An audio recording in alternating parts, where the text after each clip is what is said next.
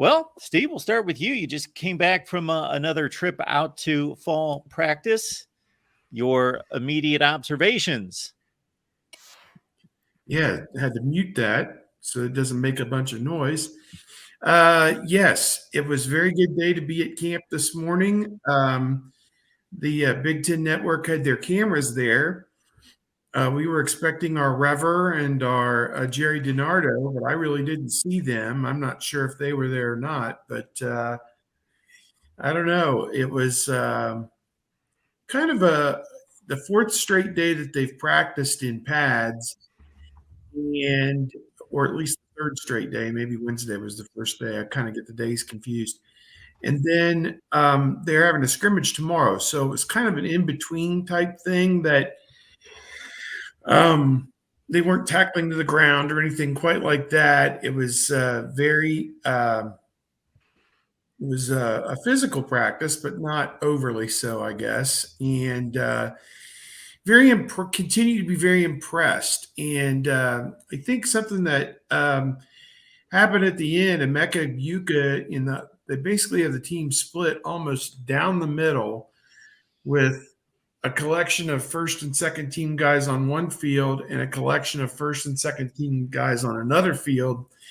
And then third and fourth team guys kind of split up as well. So they're running two fields of 11 on 11 at the same time, which is something that in all the years I've done this, I can't remember many times where they've had enough people or enough depth to be able to do that. And so to me, that's impressive that they're able to get that amount of work done.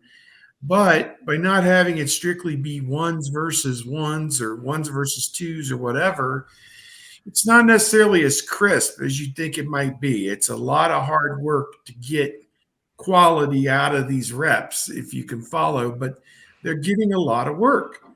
And so at the end of the practice, Emeka Buka was in his huddle, and he's like, guys, we have a game in 2.5 weeks, which it's actually just a little over 3 weeks till they play. It's 3 weeks from tomorrow. And he doesn't necessarily sense the urgency just yet, apparently.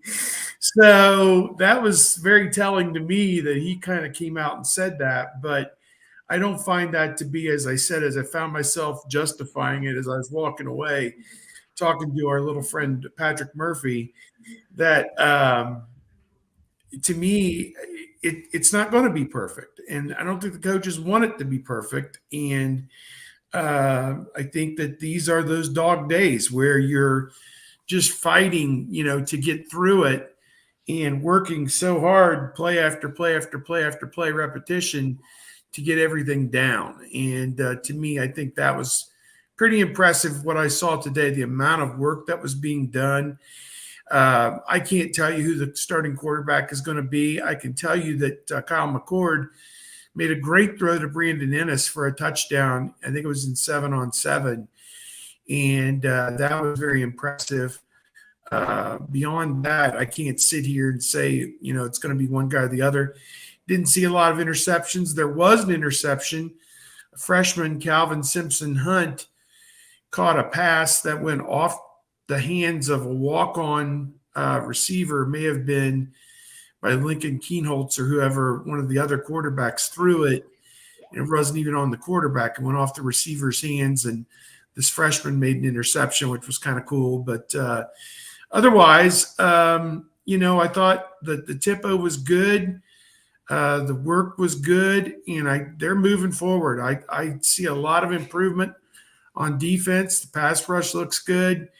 And so, yeah, that's a lot of what I saw. And I'll listen to what Tony saw since he was out there as well. But I just basically gave him the Emeka Buka speech, as well as having two groups on two different fields and all the work that kind of gets done with that. I don't have a quarterback answer for you yet. And I saw McCord made one great throw to Brandon Ennis, and there was a tip pass interception. And otherwise, just kind of was football practice. Yeah, the split set there, the first time they did it, Kyle McCord had the second team offensive line, which featured walk-ons at both guard spots, and they were going against JT Tuimoloau and Mike Hall on the defensive line. So there were times he had no time. And so, yeah, they're getting a lot of reps. I don't know how much practice they're getting, though, because there's a lot of running for your life. And when they do the splits, the split squads, they're running the same plays on each side. And there was one time when both quarterbacks had to roll out because they were getting pressured, and they both just threw it in the ground because the coverage was there and everything got blown up. So, yeah, as I wrote in my practice report today, the defensive line basically ruined everything. That's how I viewed it. JT Tuimoloau, Mike Hall, Kenyatta Jackson, very, very fast off the ball. Saw Hero Canoe making some plays. Jack Sawyer, like there's a lot of explosion there, and they're still working in Josh Simmons as that left tackle. He was working at left tackle today. Josh Fryer at right tackle. Carson Hinsman still with the ones at center. I saw him go with the ones all day long. I don't think I saw Victor Cutler in there with the ones. Ryan Day said on Wednesday that those two are battling right now, and that Victor Cutler has continued to improve, and now he's pushing for that job, but I didn't see him take any first team reps with the centers. And it was Josh Simmons at left tackle all day and Josh Fryer at right tackle all day from what I saw. Yeah, I don't, let me see if I can see the comments here, but I know there's a lot of concern about a sloppy practice, and this was a lot like the first practice that I saw, where quarterbacks aren't really pushing it downfield, although Kyle McCord did more of that today than I saw him do previously, and Lincoln Keenholz was pushing it downfield a little bit. I thought Devin Brown was playing it safe and just keeping it, some dump offs and some check downs. And so I thought Kyle McCord had the better day just because he was able to push the ball further. But yeah, the second team offensive line was causing some issues for the quarterbacks, whoever was there, which is to be expected. And if that's the biggest concern that comes out of this, I think Ohio State will be fine as they continue to get this offensive line to gel. That's why Ryan Day wants something settled after practice with his starting five so that they can become a cohesive unit, because right now they're not, and you wouldn't expect them to be with three new starters. When was the last time you guys made it to practice? This is the first time today since when? Thursday last week, the first practice of camp. Okay. So this is the first practice, and then the 8th practice is what we've seen so far. Gotcha. And you guys got to talk to players today? Coaches? Anyone? Not today. When's the last time you guys talked to coaches and players? Yesterday, Thursday. Oh, okay. Okay. Kevin, we'll hit you up next in regards to your last session with coaches and players and what stood out to you.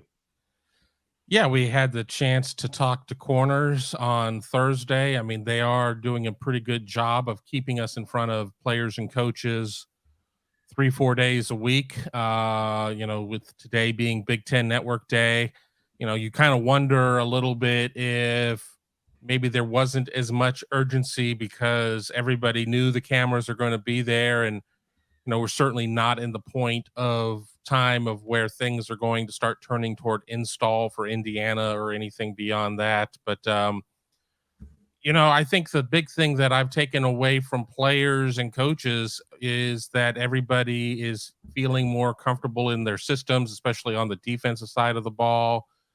Certainly a time where most people are healthy. I mean, as you go through practice, everybody's health starts to go down a little bit. That it's, you're never going to be as healthy as you are until day one of practice. Then it all starts to kind of go away at that point. Certainly heard a lot of good things from Jordan Hancock and Denzel Burke in terms of, their level of confidence going into the season and what this may be. And I want to throw in an aside. Former Ohio State defensive back J.K. Johnson, who transferred to LSU, suffered a significant injury and might be lost for the year. So prayers up to J.K. Johnson. But I think everybody is counting down the days, just like the fans are, in terms of being a couple 3 weeks away from the start of the season, and it's going to be put up, shut up time. And even though Ohio State is coming in not as the defending Big Ten champion, they certainly feel that there's a big bullseye on their back. Yeah, Steve, in regards to your last few sessions with coaches and players, what stood out to you? I liked what I heard yesterday about the cornerbacks, that they're starting to make some more plays on the football. That it sounds like this is, I forget the exact names that they had, but I want to say it was like Kendall Sheffield, Damon Arnett, and maybe Denzel Ward. Does that sound like the three that played together one year and did a great job of rotating for the most part? And it sounds like that's what they'll have again with Denzel Burke, Jordan Hancock, and Davison Igbinosun, with Jair Brown kind of pushing right there, and maybe even Lorenzo Styles Jr. as well. So I think you've got three, maybe four guys who can play at corner, who can be rotated. And they also talked about one of the corners playing the nickel position in some probably obvious passing situations as well. So I think that that was a positive. I just have to rack my brain what else we've heard beyond that. It was we're getting interviews just about every day. There weren't any today with any players or coaches, but yesterday were the cornerbacks. That was pretty good. I think we had a day with linebackers not too long ago. That again, that's Steele Chambers and Tommy Eichenberg are going to take most of the snaps, and then CJ Hicks, they're going to try and find ways to get him on the field as well. So Sonny Styles, the same thing at safety. It sounds like Sonny Styles is probably going to maybe be the starter at the nickel with you have the bandit is Lathan Ransom, and the adjuster is probably Jihad Carter, the Syracuse transfer, with Josh Proctor probably there waiting in the wings. So, and a few others. Cam Martinez is also, it seems, in the mix too. So things are starting to come into focus a little bit. But again, still 3 weeks to go until the first game. I thought it was interesting today that Malik Hartford was the second team free safety and Josh Proctor was the third team free safety, which was a bit of a surprise. But I know everybody really, really likes Hartford.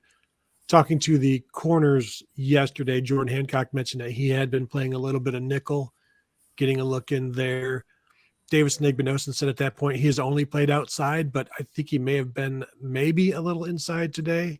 I'm not exactly sure on that. I did see him blitz one time from what seemed like a pretty close area to the quarterback. So I don't know if he was at nickel at that point, but they've got so many different guys that they're trying in there, and it's giving them different options and letting them know what they can do. Cam Martinez, obviously, as Steve mentioned, Sonny Styles.